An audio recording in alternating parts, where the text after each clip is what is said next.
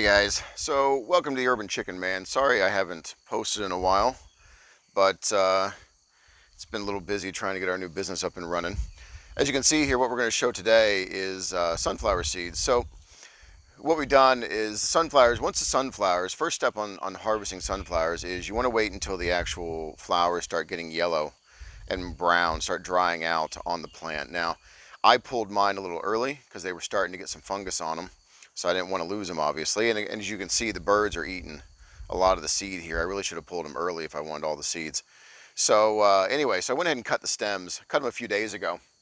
And when I cut those stems, I hung them in the basement for a few days and let them start really drying out. Okay, as you can see here, the seeds are still kind of little on the moist side. They could use a few more days, but I'm going to go ahead and show you how to get these seeds out of here. So the head, when you get it, you're going to have a lot of this fluff on the top, okay? Just a little fodder. You'll know it's time to harvest these when the leaves start going brown, and when this is on the plant, you can brush this fodder stuff away to get to the seeds underneath. Okay, so you see the seeds there, right? So there's your seed. And from there it's pretty simple. So you take it, you take the flower, you brush them, right? Fingers fine. Get all this, we shouldn't be putting that in the bowl actually. So let's do that over here. Do that over the ground, right? So we get all a little brush off. And then very simple process, okay? So now we got most of the fluff off, at least what we can. The center, you're not gonna get any seeds right out of the dead center of it. You can see where the birds have started, so we'll just use that as a starting point, okay? And then really, it's just pull them down. If you pull just right, they won't flick around too much. Nice and slow. And if you have trouble pulling them out, remember these guys go around in more of a spiral shape. They're not stuck in there in a straight line. So if you have problems pulling them one way, try a different direction. Okay? So then from there, you know, we can get these seeds out of here, right? You hear them hitting the pan. Now, I'm not going to show you the whole thing. You know how this process works. Just get the seeds out.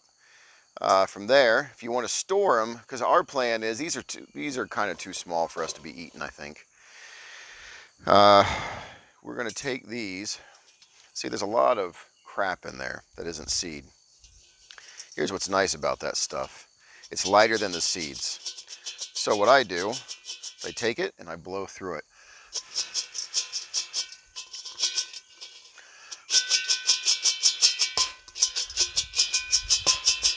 See how that kind of goes out? So now we're already down quite a bit. So my point is that, well, let's do a step by step. When you can brush off that excess on the outside, the crap as I just called it, right? When you can brush that off on the plant, it's time to go ahead and probably cut these unless you can run them through without getting a bunch of fungus on them, see? So if you're not as wet as we are here, you can leave them on the plant to dry out, and assuming obviously the birds aren't eating them all. Otherwise, you want to cut them a little on the early side when they start going yellow and brown.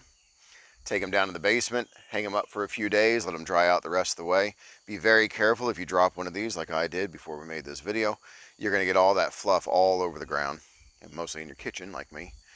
And then come out here, come outside, brush it off, start getting the seeds out, and then blow out the excess. From there, it's a simple process of you can lay the seeds out in the sun if you want. I would suggest putting them out in the sun in like a window or something, because otherwise, again, the birds are going to get to them and they're going to eat them up. If you want to dry them outside, cover them with some kind of netting, because the birds, squirrels, everybody loves seeds. So anyway, it's a very simple process to harvest sunflower seeds if you want to use them for next year. Then once you got them dried up and all that, an airtight container, stick them in the fridge till next year, and then go ahead and plant them and have more crop next year. These, we are filling up probably 2 1-quart mason jars, maybe 3 actually, with the seeds from 5 of these plants. So this will cover our entire area, everything we want to do if we want to cook some or sell some or whatever. You don't need that many plants to start with these seeds. Anyway, that's about it, guys. Sorry about, like I said, the slow process of making these videos. We've been very busy here the last couple months.